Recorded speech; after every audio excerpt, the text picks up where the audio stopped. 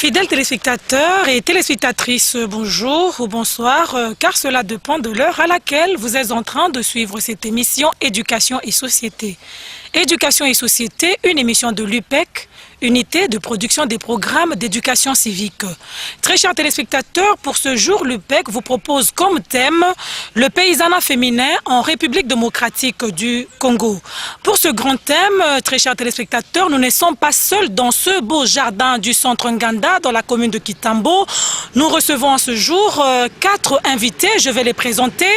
À mon extrême gauche, c'est Madame Nzouzi Espérance, qui est présidente de la FOPACO Bas-Congo, membre aussi de la CONAPAC.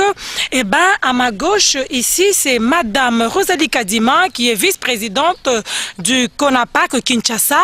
Et bien, là, c'est à ma droite, c'est Madame Ndiavake Vassiani Ria Victorine, qui est présidente de la LOFEPACO, membre de la CONAPAC aussi. Et bien voilà, à mon extrême droite, c'est Madame Joséphine Mugoto, membre de la CONAPAC. Bonjour. Bonjour. Comme je viens de le dire, que nous sommes en train de parler aujourd'hui du paysanat féminin en République démocratique du Congo. Je commence avec Maman Espérance Nzouzi. Nous entendons parler de la femme paysanne, vous expliquez-nous en quelques termes, en quelques mots, ce qu'on entend par une femme paysanne. Merci beaucoup, madame. En fait, la femme paysanne, c'est une femme qui vit au milieu rural, même en ville, mais qui vit plus dans la production agricole, entre autres dans l'agriculture, l'élevage ou la vannerie, donc les artisanales. Donc c'est ça qu'on appelle femme paysanne. D'accord. Eh bien, maman Rosalie Kadima, dites-nous un peu, est-ce qu'il existe des organisations paysannes uniquement dans votre province qui sont seulement qui sont composées seulement des femmes? Bon, effectivement, ici chez nous dans la CONAPAC, avec les organisations paysannes, il y a des organisations où il y a à 100% femmes. Et comme on en parle de l'approche genre, et nous menons maintenant entre 50-50 hommes et femmes pour le paysan. Ça, c'est pour la ville de province de Kinshasa. Madame Victorine, dites-nous, qu'en est-il là chez vous, dans votre province? Oui, dans notre province du Nord Kivu, il y a les organisations de deuxième degré qui sont uniquement pour les femmes.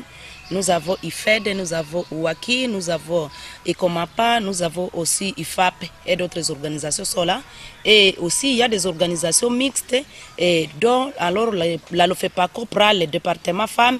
Et c'est pourquoi il y a aujourd'hui la LOFEPACO qui est une ligue des organisations de femmes paysannes du Congo qui n'a que les membres femmes paysannes. Et aujourd'hui, elle arrive au niveau de deux autres provinces, la province du nord, du sud Kivu et aussi orientale. Eh bien, pour parler seulement de la LOFEPACO, vous avez la parole, Madame Victorine. Est-ce que là chez vous, parce que vous parlez de la LOFEPACO qui est composée seulement des femmes, et est-ce que la question genre est respectée dans votre organisation? Oui, merci beaucoup. La question genre est respectée et c'est la LOFEPACO qui est point focal du genre et dans la province du Nord Kivu. Parce qu'il y a le genre que nous menons auprès des activités. Nous voyons aussi réellement les genres se voient dans les activités, s'il existe dans l'exécution des activités. Parce que le genre c'est compris autrement, mais les genres se vérifient même entre les femmes elles-mêmes et aussi entre les hommes eux-mêmes et aussi entre les hommes et les femmes. C'est pourquoi nous disons que la question genre est respectée par rapport à l'exécution des activités dans nos organisations. D'accord. Et maman Rosalie, dites-nous un peu, pour certaines organisations de la République démocratique du Congo qui ne sont que composées des femmes, est-ce que vous ne trouvez pas que non, c'est encore, je peux dire, un échec? Pourquoi? Parce qu'on peut voir, c'est vrai, les femmes peuvent être là. Est-ce que vous croyez que non, les femmes peuvent réussir seules sans pour autant avoir l'appui des hommes? Merci beaucoup, madame, à la question. Mais je dirais que le problème de genre est respecté à tous les niveaux. Le problème de genre, même les activités que les mamans font, ou les activités champêtres par exemple, vous trouverez dans des grandes forêts les abattages d'arbres, ce sont les hommes. Et vous trouverez aussi aujourd'hui avec par exemple sur ces plateaux ici, à l'époque on trouvait les hommes sur le plateau pour défendre ou bien pour partager d'un sujet quelconque. Mais aujourd'hui avec les problèmes de parité, aujourd'hui sur le plateau nous ne sommes que des féminins et des femmes. D'accord. Maman Espérance Nzouzi, est-ce que la femme paysanne participe à la production et à la commercialisation? Bien sûr, je pense que moi je suis paysan, j'ai vu dans un milieu rural.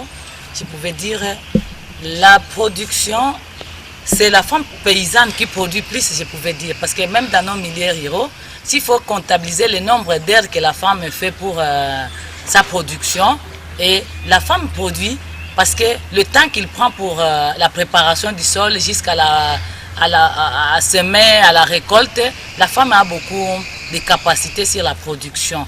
Mais il y a beaucoup aussi de difficultés par rapport à cette production. Et l'habité a beaucoup de difficultés par rapport à la production. Nous qui sommes dans des forêts, nous n'avons pas de machines, nous n'avons pas de matériel vraiment très consistant par rapport à la production. Mais du moins la femme participe à la production et à la commercialisation? Très bien, elle participe à la production et à la commercialisation là où la femme, elle n'est pas mariée, hein, parce que là où il y a les femmes qui sont mariées, il y a des productions qui sont automatiquement négligées par le mari. Mais quand ça devient de grandes de moyens, par exemple, si vous parlez de productions pérennes, comme du café, c'est le mari, malgré le travail que la femme fait, mais c'est le mari qui gère cette revenu-là. D'accord, vous avez bien parlé pour dire que non, c'est le mari qui gère. Et Madame Joséphine Mugoto, sur ce qui concerne, comme vient de dire Maman Espérance, que la femme, c'est vrai, elle assiste, elle participe à la production, elle participe aussi à la commercialisation. Mais sur ce qui concerne la prise de décision, est-ce que la femme participe aussi? Je dirais que la femme ne participe pas. Il y a des ménages que l'homme a compris que la femme doit participer pendant la période de la décision, et d'autres ménages que les hommes ne sont pas pour que les femmes participent à la décision. Comme quel genre de décision? Par exemple, s'ils ont eu des récoltes, et après maintenant, l'homme va décider qu'on va vendre ça. Parfois, et dans beaucoup de ménages, au moins 60%, c'est l'homme qui décide lui-même. Il apporte ses productions au champ, il vend ça, mais peut-être s'il veut, il peut venir avec une pagne ou bien quelque chose là qu'il a voulu, il amène ça à sa femme, mais il ne fait jamais participer sa femme dans ce processus. C'est seulement l'homme qui décide pour tout. Oui. Eh bien, mesdames, vous venez d'un atelier, d'un projet de plaidoyer. Eh bien, on aimerait un peu savoir, Maman Victorine, dites-nous un peu, dans ce projet d'appui au plaidoyer agricole, quel rôle la femme va-t-elle jouer? Merci beaucoup. Dans ce projet ici d'appui, la femme a un grand rôle à jouer là-bas parce que nous avons vu et nous avons constaté que c'est la femme qui est à la base du développement. Donc le développement, la femme dans notre projet ici a beaucoup des activités à faire parce que nous avons constaté que ce sont les femmes qui sont des animatrices premièrement, et ce projet ici concerne aussi la sensibilisation d'autres personnes pour montrer aussi l'importance de l'agriculture et faire aussi le plaidoyer des activités agricoles. Et comme les femmes, les femmes, ce sont les premières animatrices dans les organisations, nous disons que ça va aussi, les femmes vont beaucoup aider ce projet parce qu'elles vont passer les messages aux paysans qui sont à la base partout où elles seront pour que le plaidoyer, pour que notre loi soit connue et pourquoi les mesures même d'application de ces lois aussi soient prises en compte par notre gouvernement. D'accord. Et Maman Espérance, vous avez quelque chose à ajouter par rapport à ce que vient de dire Madame Victorine? Bon, je dirais par rapport à notre atelier que nous venons de suivre, c'est vrai, nous venons de suivre et nous avons même plaidé, parce que c'était un atelier de plaidoyer, nous avons même plaidé par rapport aux ateliers qui vont se dérouler dans nos provinces, qu'on puisse faire participer même 50-50, 50-50% des hommes-femmes pour que l'impact soit visible et palpable. Parce que la femme, par rapport à la production, la femme travaille beaucoup. Et la femme, parfois, par l'ignorance, il ne sait pas revendiquer ce droit. C'est comme ça que nous avons pensé, avec notre projet de l'Agri-Congo ici, ça va nous aider pour mener une grande campagne de sensibilisation au niveau de la base, pour que la population paysanne, la femme paysanne qui se dit « moi pauvre femme », pour qu'il quitte ce stade-là de dire « moi pauvre femme ». Nous ne sommes pas des « moi pauvre femme », « oh moi je ne travaille pas ». Non, votre métier c'est l'agriculture. Là, avec notre projet ici, je pense que ça va faire une veille de conscience de la femme paysanne pour qu'il puisse se dire cette fois-ci, je suis dans mon emploi c'est la terre, hein? Donc je suis employeur de la terre où je dois produire, où je dois aussi m'investir dans mon agriculture. Donc il y a vraiment l'investissement dans la femme rurale. Maman Rosalie, j'aimerais quand même que vous puissiez peut-être réagir sur ce que vient de dire Madame Espérance. Elle a dit que c'est dans cet atelier dont vous avez parlé sur ce qui concerne la participation des femmes. Vous avez voulu que les femmes, que ça soit 50-50. Faudrait-il faire participer même des femmes qui ne sont pas vraiment compétentes, parce qu'il faut vraiment qu'il y ait le 50-50?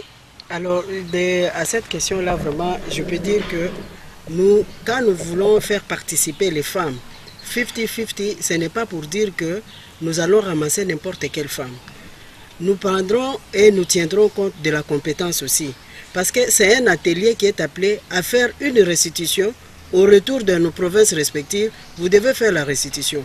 Et quand on donne la chance à la femme de participer, c'est pour d'abord se faire valoir et prévaloir de ce qu'elle mérite en tant que femme. Et quand elle va rentrer dans sa province d'origine, c'est pour qu'elle fasse aussi faire entendre sa voix et éveiller la conscience des femmes qui n'ont pas cette compétence-là.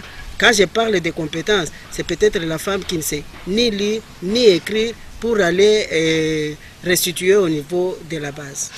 Une femme qui ne sait ni lire ni écrire, Madame Joséphine Mugoto, qu'est-ce que vous dites pour peut-être changer l'image de la femme paysanne, que la population du moins s'est mise en tête en disant que la femme paysanne c'est une femme analphabète, la femme paysanne c'est une femme pauvre, comme ce que vient de dire Madame Espérance? Par rapport à cette question, c'est pourquoi dans nos milieux ruraux, il y a toujours des programmes qui naissent de temps à l'autre un peu partout dans nos provinces, l'alphabétisation des adultes. Ça, c'est pour lutter contre l'ignorance de la femme. Et aussi, beaucoup de femmes n'ont pas eu la chance d'aller à l'école. C'était compte tenu de nos milieux, de nos coutumes et consorts. Maintenant, il y a les femmes qui n'ont pas eu la chance d'aller à l'école, mais qui font de bonnes choses. Qu'ils s'impliquent, mais ils ne savent pas comment je peux faire ma business pour le travail. Mais nous, notre objectif, on ne peut pas laisser ces femmes. On doit les accompagner jusqu'à ce qu'elles sachent quelque chose dans sa vie. Eh bien, vous n'avez pas ce système-là, Madame Victorine, de dire que pour nous, c'est les garçons qui vont aller à l'école, les filles vont rester, faire les champs, vont accompagner les mamans à l'école? Nous avons constaté que les femmes, le niveau bas de nos femmes, et surtout l'analphabétisme exagéré, ne nous donne pas la valeur, surtout. Et quand il y a par exemple la sélection soit la sélection de ceux qui vont participer à des réunions, soit ceux qui vont être, par exemple, être élus dans telle ou telle autre institution, on met toujours des critères là de ceux qui ont étudié. Alors je me dis, comme les femmes paysannes, nous les femmes paysannes, nous n'avions pas eu la chance d'étudier. Nous savons 70% des femmes qui n'ont pas été à l'école. Et ce sont eux qui produisent même beaucoup dans la production de notre métier. Alors quand il y a question de lire les femmes, soit de chercher ceux qui vont participer à des ateliers, on parle des compétences et des capacités au moment où les femmes paysannes, beaucoup de femmes paysannes n'ont pas étudié. C'est pourquoi nous disons aujourd'hui à nos mamans et nous sensibilisons nos mamans au village de faire scolariser tous les enfants. que ce soit un enfant garçon, que ce soit un enfant fille, il faut que tous soient à l'école. Et aussi, nous essayons à chercher au moins des formations pour capaciter nos femmes, nos jeunes filles sur la formation à leadership féminin paysan parce que ça aide aussi le renforcement. Vous avez parlé de, je peux dire, de renforcement des capacités et donc de la formation. Eh bien, Maman Espérance, aujourd'hui, vous allez voir dans notre pays, peut-être même en province, là où vous êtes, même dans les villages, les femmes, les jeunes filles se contentent de mettre des mini-jupes, de devenir des danseuses, de faire peut-être du n'importe quoi, et elles ne s'intéressent pas vraiment à l'agriculture. Maintenant, quelle stratégie pouvez-vous utiliser, à part la sensibilisation, quelle stratégie pouvez-vous utiliser pour approcher, pour attirer ces jeunes filles-là de venir vous remplacer? Oui, merci beaucoup. Moi, je pense que la dimension de cette problématique est à deux niveaux. Je pouvais dire à deux niveaux comment.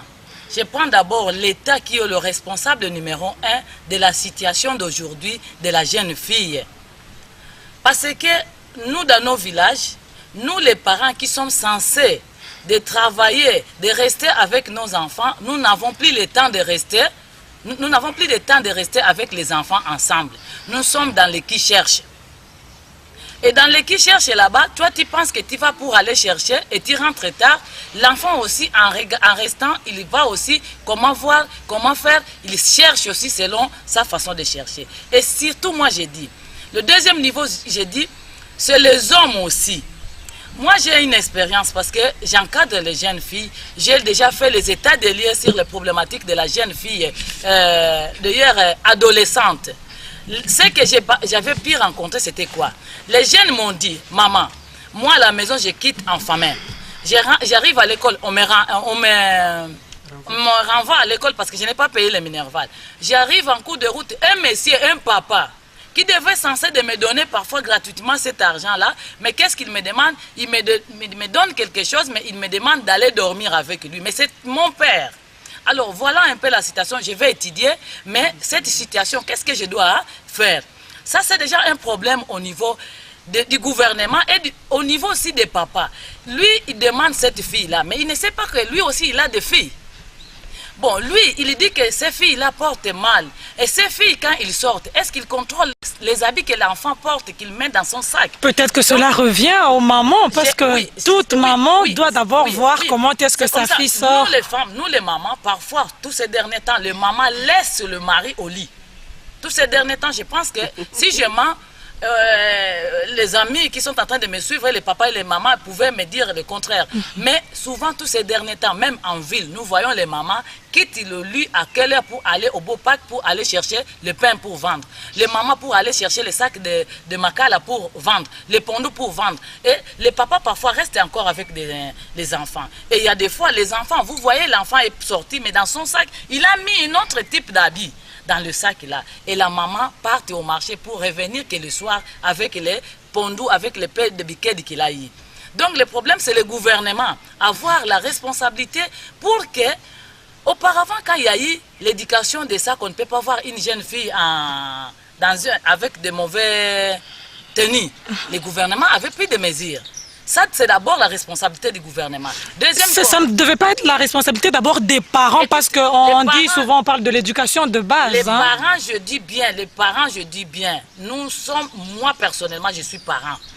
Mais la situation que je rencontre en tant qu'animatrice sur terrain, je vis, et les parents, et les mamans, et les enfants, mailler les silibisso. Je pouvais dire que mailler les aussi la bisso, parce que les conditions de vie, d'un enfant à l'âge de puberté pose un sérieux problème par rapport à l'éducation de cet enfant-là à l'âge de puberté. D'accord, on ne va pas s'éterniser là. Maman Rosalie, comment vous mélangez, si je peux dire ainsi, le travail de femme paysanne et votre ménage? Bon, d'abord moi-même, je suis une femme paysanne. J'ai fait une programmation. Je sais que pendant le mois de septembre, où c'est le mois de la grande campagne, la campagne intense, je sais comment programmer pour aller faire d'abord la semis de mes champs. il y a tout un calendrier agricole que nous suivons. À part le calendrier agricole, il y a aussi le calendrier des activités bureaucrates que nous suivons aussi. Parce que nous ne pouvons pas être seulement au champ. Aujourd'hui, tel que nous sommes là, nous sommes dans un atelier de planification et de plaidoyer pour la structuration de nos mouvements paysans. Donc c'est quelque chose qui doit être toujours programmé. Mais je termine par achever d'abord ce que Mme Douzi a dit, une question de stratégie pour nos enfants. Et peut-être ce sont nos futurs qui vont nous reléguer plus tard dans nos travaux champêtres. Alors, avec les stratégies que nous sommes en train de mettre sur place actuellement, comme nous sommes en train maintenant de travailler par filière de production, et la filière de production, il y a de ces enfants-là qui voient déjà que maman est en train de faire de l'huile de palme, ça lui procure beaucoup d'argent. Maman, laisse-moi aussi faire un bidon, laisse-moi aussi faire 2 bidons, je vais les vendre. Et comment vous gérez d'abord votre métier là? Oui, les métiers de... Femme paysanne et le ménage, comment vous faites là? Nous les gérons. Parce que quand je vais au travail, je sais que je travaille. Et quand je rentre maintenant, je sais que je vais m'occuper de mes travaux ménagers. En tant que mère, je surveille mes enfants. Je les participe aussi à leur scolarisation. Je surveille aussi, puisque moi je suis mariée, je dois aussi voir est-ce que mon mari, ses accoutrements sont prêts pour aller au service ou bien ce n'est pas encore prêt. Il faudrait que j'apprête le tout.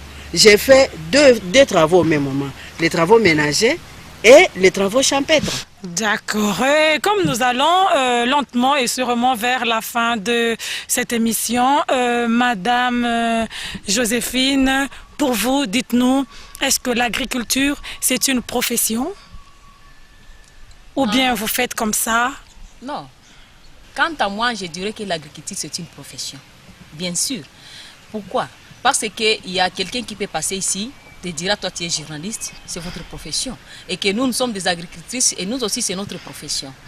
Ouais. Je reviens à Madame Victorine. Un petit mot de la fin, peut-être pour clôturer cette émission. Merci beaucoup. Nous venons de parler sur les activités de la femme paysanne et aussi comment la femme paysanne peut aussi mélanger ses activités ménagères avec les activités champêtres. Et nous venons de changer et essayer de faire voir et montrer comment nous, le paysan, nous faisons nos activités et de ces activités, qu'est-ce que les activités aussi, ce que les activités nous procurent dans notre métier. Il y avait aussi question de savoir, avec la participation de la femme, avec le genre, sur réellement quelle est la participation de la femme dans la planification, dans notre projet que nous avons aujourd'hui. Nous avons essayé de montrer que c'est la femme qui est la grande capitale du développement dans notre pays et surtout dans la production, et que quand il y a les activités quand il y a question de prendre des décisions sur ce qui est produit par la femme, que ce sont surtout les femmes qui s'en occupent. Nous sommes arrivés à la fin de cette émission. Je vais accorder 20 secondes à la vice-présidente de la LOFEPACO, Madame Rosalie. Oui, un petit mot de la fin de CONAPAC, excusez-moi. Alors, je voulais tout simplement dire ceci à toutes les observateurs et observatrices. On a toujours dit que le travail des champs, c'est un travail qui n'est pas noble. Mais maintenant, voyez sur ces plateaux, ce sont des femmes agricultrices. Elles sont belles et jolies. Alors, pour terminer, on a toujours dit, il y a une chanson que nous chantons, et Kisalu ya bilanga yake na funu mingi. Kisalu ya bilanga yake na funu mingi. Tala munu mume kuma. Ngebu ngebu tala munu mume kuma. Merci. On est devenu très joli et avec les travaux champêtres, on est tout le temps dans des avions, on voyage à gauche, à droite pour terminer. Merci beaucoup. Eh bien, le temps nous presse, excusez-moi. Nous sommes arrivés à la fin de cette émission. Très chers téléspectateurs, Éducation et Société, une émission produite par l'UPEC, qui est l'unité de production des programmes d'éducation civique. Nous avons exploité comme thème le paysanat féminin en République démocratique du Congo. Je crois vois bien que cette émission vous a beaucoup plu. Merci et merci à toutes les femmes qui sont avec moi ici. Et merci à vous, nos très chers téléspectateurs, et à la prochaine.